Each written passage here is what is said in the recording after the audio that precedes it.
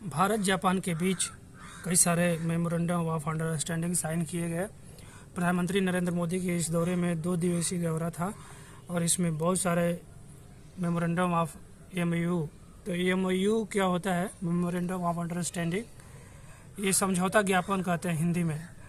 इसका अर्थ ये होता है कि ये कानूनी रूप से बाध्य है। अगर इस पर आप साइन करते हैं तो ये आप समाचार में देखे होंगे, जो फाइल होता है, फाइल का आदान प्रदान होता है। दोनों तरह के ऑफिसर, दोनों तरह के प्रधानमंत्री खड़े रहेंगे, झंडा लेकर और माइक रहेगा। तो वहाँ पे दोनों तरह प्रधानमंत्री अपने अपने झंडे के सामने खड़े रहेंगे और दोनों ओर के ऑफिसर एक दूसरे की फाइल्स चेंज करते हैं, उस पर साइन किए होते हैं, साइन करके एक दूसरे को देते हैं। अब समाचारों में देखते होंगे, तो वो वही होता है मेमोरेंडम ऑफ अंडरस्टैंडिंग, एमओयू, समझौता ज्ञापन। मतलब वो जो फाइल है उस पर सिग्नेचर हुआ है और कानूनी रूप से वो बाध्य है। अगर उस पर जो उस फाइल में लिखा है उससे हम मुकर जाते हैं कि नहीं, हम ये कार्यक्रम नहीं करेंगे, ये प्रोजेक्ट नहीं करेंगे, तो उसको अदालत में चुनौती दी जा सकती है, चाहे इस देश में चाहे उस देश में। 2 पक्षों के बीच होता है, 2 देशों के बीच होता है। मेमोरेंडम ऑफ अंडरस्टैंडिंग 2 संस्थाओं के बीच होता है। तो भारत जापान में हुआ है, हमारे प्रधानमंत्री नरेंद्र मोदी वहाँ जो गए हैं दौरे पे, कई सारे एमओयू साइन हुए हैं। जैसे स्पेस के क्षेत्र में साइन हुआ है कि जापान अपना टेक्नोलॉजी देगा, भारत को गगनयान मिशन में हेल्प करेगा। गगनयान मिशन भारत का अंतरिक्ष प्रोग्राम है, अपना खुद का स्टेशन भारत अंतरिक्ष स्टेशन डेवलप करना चाहता है, तो उसमें जापान भारत का मदद करेगा। और इसी तरह इकोनॉमिक क्षेत्र में भी एमओयू हुआ है। इकोनॉमिक मतलब आर्थिक क्षेत्र में कि कितना इन्वेस्ट करना है, कितना पैसा लगाएंगे हम। तो जापान भारत में लगभग बहुत अगले 10 दशक में 10 लाख करोड़ शायद 10 लाख करोड़ येन इन्वेस्ट करेगा। हम डॉलर बता रहे हैं, 68 लाख करोड़ डॉलर इन्वेस्ट करेगा शायद, इतना जहाँ तक मतलब ये आ रहा है दिमाग में। तो इतना पैसा, मतलब बहुत ज़्यादा पैसा इन्वेस्ट करेगा, रिकॉर्ड बना दिया है साइन करके। तो ये मेमोरेंडम ऑफ अंडरस्टैंडिंग कई क्षेत्रों में हुआ है, जैसे बैंकिंग के क्षेत्र में हुआ है, मैन्युफैक्चरिंग के क्षेत्र में हुआ है, सेमीकंडक्टर के क्षेत्र में जापान मदद करेगा भारत का। तो सेमीकंडक्टर क्या होता है? जो अर्धचालक हिंदी में कहते हैं। और अर्धचालक का मतलब कि सिलिकॉन, जैसे आप जानते हैं, सिलिकॉन एक उदाहरण है अर्धचालक का। मोबाइल की चिप बनाने में जो मेमोरी होती है, चिप होती है, और छोटे छोटे पार्ट्स होते हैं, वह इलेक्ट्रॉनिक्स पार्ट वह सेमीकंडक्टर से ही बनाए जाते हैं। वो इसी को कहते हैं अर्धचालक, हिंदी में अर्धचालक, अंग्रेजी में सेमीकंडक्टर। तो सिलिकॉन जो है ना पदार्थ, बड़ा रेयर है, जल्दी मिलता नहीं है धरती पे। ये चाइना के पास इसका 68% है। पूरे विश्व में जितना सिलिकॉन का व्यापार होता है, एक देश से दूसरे देश में सिलिकॉन यात्रा करता है, उसका 68% चाइना का कब्जा है और 30% है जापान का। तो जापान भारत का साझेदारी देगा सिलिकॉन में, कि सिलिकॉन का हम आपके यहाँ चिप बनाएंगे। तो गुजरात में अपना फैक्ट्री खोल रहा है। और तो इस प्रकार से सेमीकंडक्टर के क्षेत्र में जापान भारत को मदद करेगा। तो इस पर भी मेमोरेंडम ऑफ अंडरस्टैंडिंग हुआ है, समझौता ज्ञापन हुआ है। रोबोटिक्स क्षेत्र मतलब रोबोट बनाना, जापान रोबोट बनाएगा भारत में, तो उस पर भी साइन हुआ है। रोबोट जानते ही आप, अब रोबोट का ज़माना है, जहाँ मनुष्य नहीं जा पा रहा वहाँ रोबोट से काम लिया जा रहा है। जैसे अब चंद्रमा पर जाना है तो वहाँ रोबोट हम भेजेंगे। आज जो हम भेजे थे चंद्रमा पर, चंद्रयान मिशन में, सब रोबोट थे। जो विक्रम लैंडर था, मतलब वो रोबोट ही नहीं कहेगा, उसका पहिया लग गया, उसमें सेंसर लगा हुआ है, हम उसको प्रोग्रामिंग फिट कर दिए हैं और यहाँ से उसको हम आदेश दे रहे हैं ऐसा ऐसा करो, तो चल रहा है, रुक रहा है। जैसा हम उसको गाइड कर रहे हैं धरती से, तो उसको इसे रोबोट कहते हैं। तो उसको और एडवांस बनाएगा जापान। हमारे यहाँ जहाँ युद्ध अब रोबोट से ही लड़े जा रहे हैं। ड्रोन भी एक प्रकार का रोबोट ही है, चलता फिरता उड़ता हुआ रोबोट उसे कहेंगे। एक चलने वाला रोबोट होता है, एक उड़ने वाला रोबोट होता है। तो अब तक लड़ाई ड्रोन से हो रही है, तो उस क्षेत्र में भी जापान भारत का बहुत ज़्यादा मदद करेगा। देखिए, जापान एक टेक्नोलॉजिकल हब है, बहुत ज़्यादा एडवांस टेक्नोलॉजी उसके पास है। देखिए, बुलेट ट्रेन जो भारत में बन रही है, अहमदाबाद से आप जानते होंगे अहमदाबाद से मुंबई के बीच में 2030 से पहले उसका उद्घाटन हो जाएगा। वो बुलेट ट्रेन वो जापान ही बना रहा है और 400 किमी प्रति घंटा की स्पीड है बुलेट ट्रेन की। अभी हमारे प्रधानमंत्री मोदी और इशिबा वहाँ के प्रधानमंत्री हैं, दोनों ने बुलेट ट्रेन में यात्रा की है। सेंडाई गए हैं, जापान के एक शहर है सेंडाई, और वो जो ट्रेन है उसको ईस्टर्न रेलवे, जापान में जो ईस्टर्न रेलवे है वो चला रहा है, और वो उसकी गति 400 किमी प्रति घंटा है, 400 किमी प्रति घंटा है। और दोनों एक ही कोच में बैठ गए हैं, दोनों कोच माने कार, मतलब एक ही डब्बे में बैठ के गए हैं, गाँव की भाषा में डब्बा कहते हैं, और बातचीत करते हुए गए हैं, साथ में डिनर भी किए हैं। इससे पहले कल जो मीटिंग हुई है, 2 दिन का दौरा था, तो टोक्यो में उनका भव्य स्वागत किया गया भारत के प्रधानमंत्री का। भारत की जो म्यूजिक बजा, भारत के मंत्र, संस्कृत में मंत्रोच्चारण हुआ, क्लासिकल डांस हुआ, कथक, और तो बहुत मतलब गर्मजोशी से स्वागत किया गया। और उसके बाद 15वीं एनुअल मीटिंग होती है, 15वीं एनुअल मीटिंग भारत और जापान के बीच हुई, मतलब वार्षिक हर वर्ष भारत में मीटिंग होता है। ये बिजनेस फोरम की मीटिंग होती है, मतलब जो यहाँ बड़े बड़े बिजनेसमैन आते हैं, तो उस मीटिंग में भी दोनों देशों के प्रधानमंत्रियों ने भाग लिया। और प्रधानमंत्री मोदी ने इसका उल्लेख भी किया अपने संबोधन में। मीटिंग के बाद वो संबोधित किया उन्होंने उस डेलीगेशन को, तो उसमें से कुछ बिजनेस चेहरे को वो देख रहे थे, पहचान रहे थे कि ये बहुत पुराने हैं। और जब वो गुजरात के मुख्यमंत्री थे तो वो लोग वहाँ पे निवेश करने आते थे। तो जब प्रधानमंत्री हैं भारत के, गुजरात से नई दिल्ली आए, तो भी वो पुराने चेहरे को पहचानते थे। जैसे मारुति सुजुकी के जो मुखिया हैं, उनको भी वो जानते हैं। तो कहने का अर्थ ये है कि वो इसका उल्लेख उन्होंने कहा है कि हम सभी चेहरों के बहुत क्लोज रिलेशनशिप है, हमारा बहुत पुराना रिश्ता है। तो ये जो संस्कृति है, कल्चर पर भी एम हुआ। भारत जापान का कल्चर जो है सेम ही है, बौद्ध धर्म ही से गया है जापान में, तो उस पर भी साइन हुआ है। सांस्कृतिक विरासत हमारी जो है जापान में फल फूल रही है, इसलिए जापान का लोगों के प्रति, भारत के प्रति बहुत ज़्यादा लगाव है। और क्योंकि बौद्ध धर्म भारत से ही गया है, तो इसलिए भारत बॉर्डर जो है, लुम्बिनी, कुशीनगर, श्रावस्ती, तो बहुत सारे अपने वहाँ के जो टूरिस्ट जापानी लोग आते हैं घूमने भारत में, जो बौद्ध धार्मिक स्थल है, जैसे कुशीनगर है, श्रावस्ती है, लुम्बिनी है। लुम्बिनी तो नेपाल में है, तो भारत से होकर ही जाते हैं।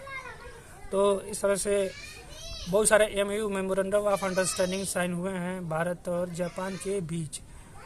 शिप बिल्डिंग पे हुआ है। अब जहाज़, जापान के बहुत कुशल लोग हैं, बहुत अच्छे से वो मछलियों को पकड़ते हैं। नाव बनाने में भी, जहाज़ बनाने में भी बड़े बड़े वो कुशल है, स्किलफुल है, कौशल है उनके पास।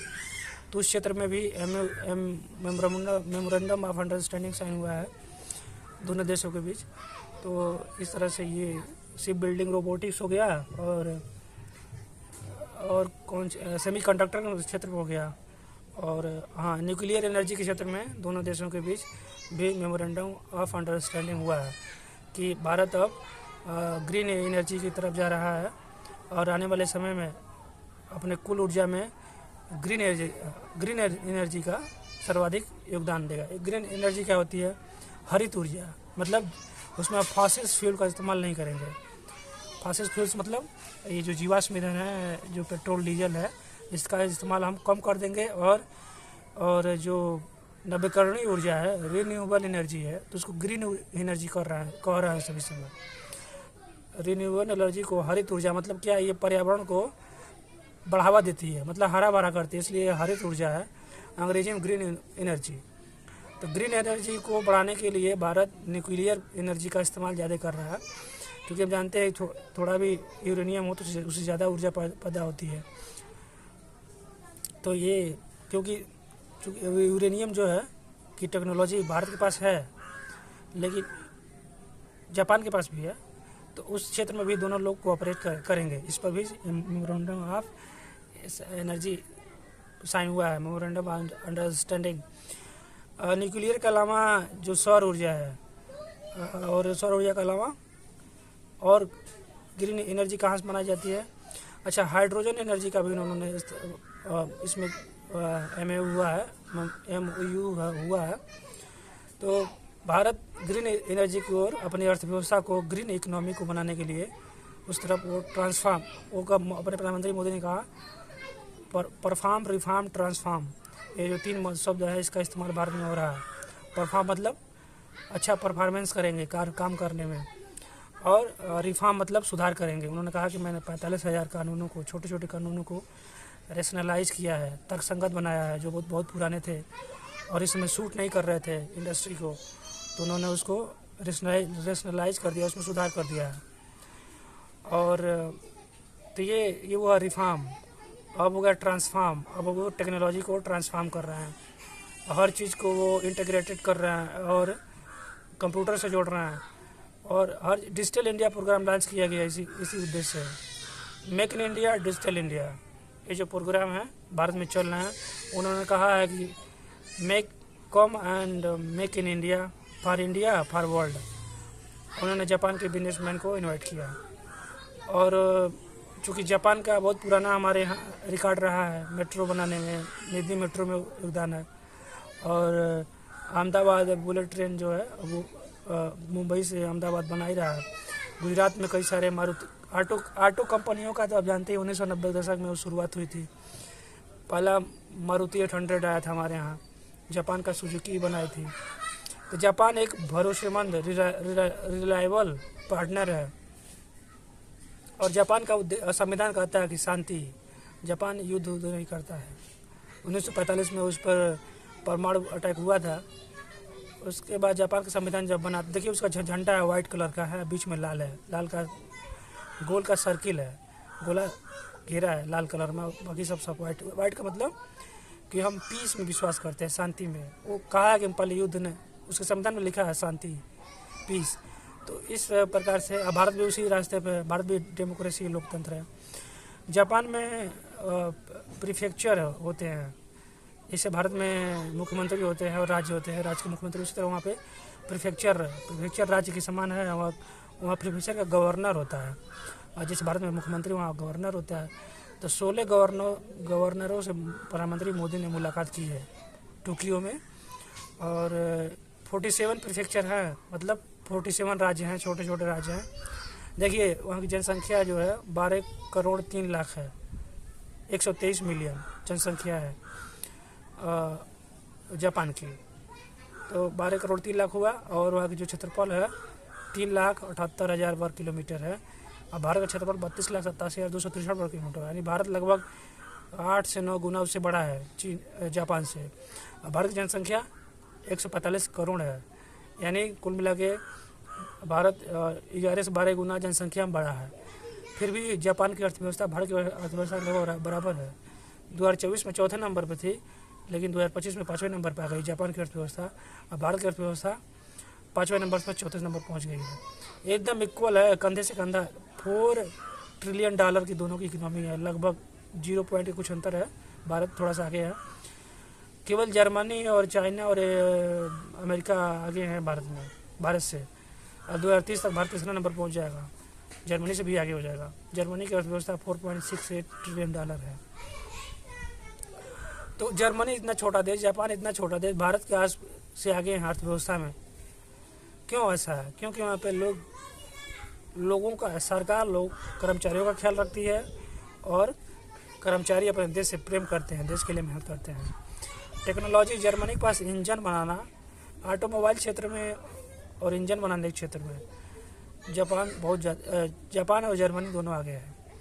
तो जर्मनी इतना छोटा देश होते हुए, जापान इतना छोटा देश होते हुए भारत की अर्थव्यवस्था बराबर, हम क्यों पिछड़ गए? टेक्नोलॉजी नहीं है।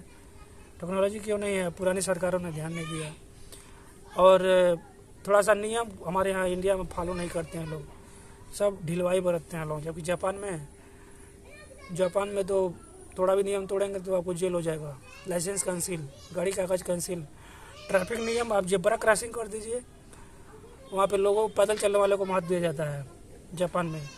भारत में नहीं। भारत में एक 2 व्हीलर पर 3 लोग बैठ जाएंगे, ग्रामीण क्षेत्र में पुलिस खड़ी रहेगी, सामने से निकल जाएंगे।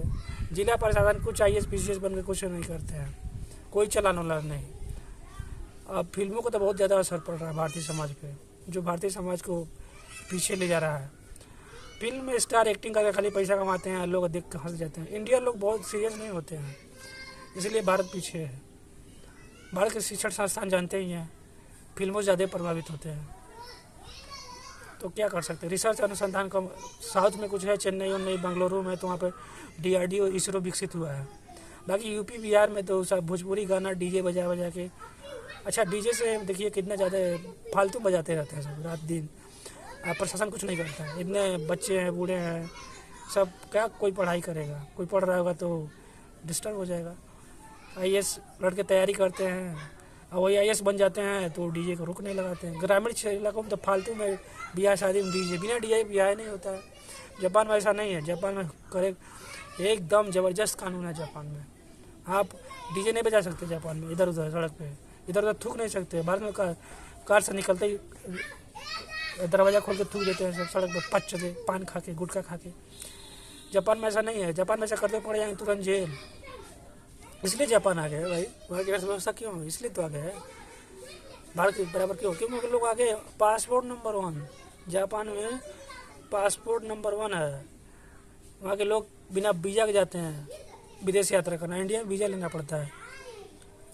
तो ये भारत का पासपोर्ट 80 नंबर, 85 नंबर, 82 नंबर। क्यों, क्योंकि मानव विकास सूचकांक वहाँ जापान में हाई है, भारत में मीडियम है।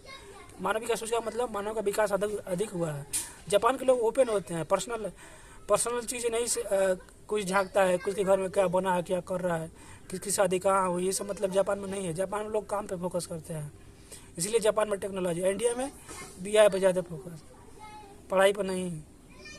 पढ़े लिखे लोग इंडिया में जो कहते हैं हम बहुत पढ़े लिखे हैं, वो दूसरे के निजी मामले में झांकते हैं, कहाँ किसकी शादी हुई, कहाँ कौन खा रहा है, कहाँ कौन जा रहा है। जापान में मतलब नहीं है, जापान में काम करो काम करो काम करो, ईमानदारी से काम करो। अच्छा, जापान में बारे में कहा जाता है कि अगर सुई बिल्ला जाए तो मिल जाता है, इतने ईमानदार लोग होते हैं। इंडिया में बड़े बाजार से गाड़ी चोरी हो जाती है, 2 पहिया 4 पहिया, तो कैसे आगे बढ़ेगा भारत। मोदी जी बहुत भाषण देते हैं कि हम ठीक है आप कर रहे हैं, लेकिन वो लागू हो रहा है, कोई लागू नहीं कर रहा है। सिटीजन रिस्पॉन्सिबल ही नहीं है, क्योंकि ऑफिसर आपके पुलिस जो रिस्पॉन्सिबल नहीं है। साउथ इंडिया में कुछ सुधार हुआ है, चेन्नई पुलिस, कर्नाटका की पुलिस थोड़ा, केरला की पुलिस थोड़ा, इसलिए वो वहाँ का जो केरला का है, कर्नाटका का है, और तमिलनाडु का जो मानव विकास सूचकांक अधिक है यूपी बिहार से। हमारे यूपी में तो एकदम योगी जी मुख्यमंत्री हैं, कुछ बुलडोजर चलाते हैं लेकिन इस पर कोई कार्रवाई नहीं करते हैं। जो सड़क पे हाई स्पीड में गाड़ी चलाते हैं, एक बाइक पे 3 लोग बढ़ जाते हैं, यहाँ हमें गुटखा खा थूक देते हैं, पुलिस देखती रह जाती है, कैमरा चारों ओर लगा है, लेकिन कोई कानूनी कार्रवाई का नहीं। एक आदमी, भ्रष्टाचार ज़्यादा है ग्रामीण क्षेत्रों में, जो मनरेगा है ना, उसमें ज़्यादा करप्शन है। तो कहाँ से इंडिया डेवलप करेगा जापान से। अब मोदी जी थोड़ा सख्त हुए हैं तो कुछ सुधार हो रहा है, वो भी नाम मात्र का। शहरों में तो हो गया, लेकिन ग्रामीण क्षेत्रों में नहीं। देखिए भारत गाँव का देश है, जब तक गांव के लोग नियम का पालन नहीं करेंगे, ये जो लड़के होते हैं ना 19, 20, 30, 22, 23 साल, ये सब बड़े लोगों के बहकाव में आ जाते हैं, फिल्मों के बहकाव में आ जाते हैं, और उसी तरह सिगरेट पीते हैं, गुटखा पीते हैं, इधर उधर थूकते हैं रखते हैं। तो जापान में ऐसा नहीं, जापान में थूकेंगे ना इधर उधर तुरंत जेल, गुटखा खाएंगे इधर उधर, इधर सिगरेट पियेंगे इधर उधर जेल जा। आप अपने घर में जो करना करो, सड़क पर पब्लिक प्लेस पर नहीं। इंडिया में तो कुछ भी करने लगते हैं, इंडिया में तो झगड़ा फसाद करते रहते हैं सब। वो क्लोज सोसाइटी है ना इंडिया, मन ही मन, टोना टमारी, अंधविश्वास है, झाड़ फूँक है, वो सब मन ही सब रखते रहते हैं। ओपन कुछ भी जुबान पर नहीं रहता कि खुला बोल दें।